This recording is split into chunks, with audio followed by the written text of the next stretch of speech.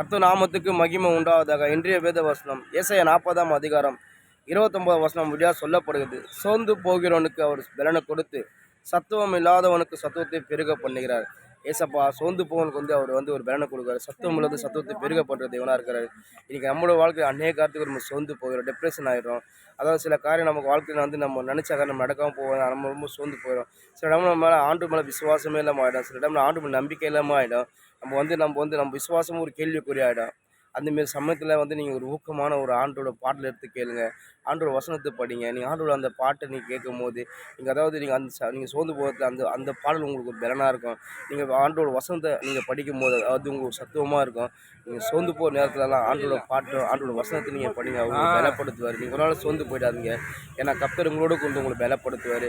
சத்துவ நேரத்தில் உங்களுக்கு சத்துவத்தை கொடுப்பார். நீங்கள் எதை குறித்து நீங்கள் கவலைப்படாதீங்க. நிச்சயமாக கர்த்தர் நீங்கள் நினச்ச காரியத்தை கர்த்தர் உங்களுக்கு கொடுப்பாரு.